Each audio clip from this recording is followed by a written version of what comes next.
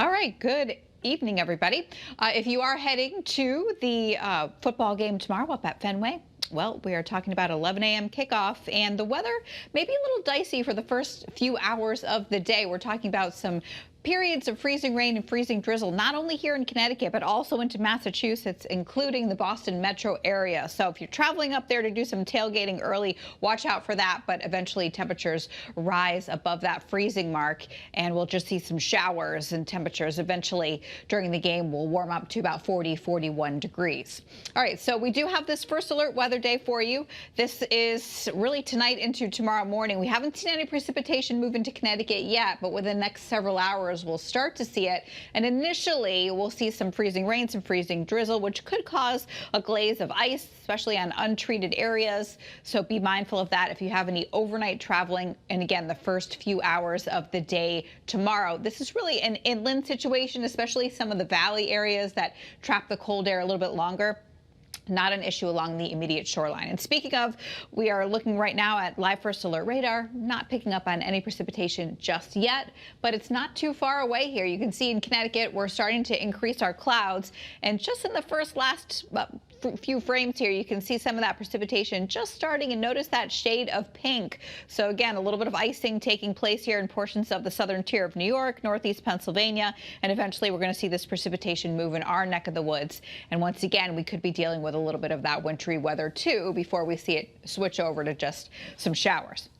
And we've kind of got a lot going on here on First Alert Futurecast. Putting this into motion does show that we're going to see some warmer air building in for the weekend. So tomorrow's highs, again, 40s. For Sunday, we're forecasting 50s, but it's kind of an unsettled pattern. Notice that we've got some waves of showers that continue to move through. And then even late Sunday into Monday, we'll be watching this cold front. This will make a run at us with some heavier rainfall, perhaps, and even some rumbles of thunder possible late Sunday into early Monday. So really kind of an active scenario. And how about ringing in the new year? Well, we've got some showers possible according to our European model. This is almost midnight on Tuesday night. Meanwhile, the American model keeps the showers down to our south and west. So time will tell if we'll be ringing in the new year with a little bit of wet weather. We'll keep you posted on that. But really no snow in the extended forecast. It's just some showers we're dealing with. 28 in New Haven right now. So again, we're cooling off. We're 28 right now in downtown Hartford, too. And notice what happens here as we go through time. We see that precipitation move through and starts out as a little bit of that wintry weather before we rise those numbers above freezing. So again, lows for tonight will be down in the 20s and lower 30s. And for your highs tomorrow, eventually we'll be climbing up into the 40s along the shoreline, mid 40s and low to mid 40s in inland Connecticut.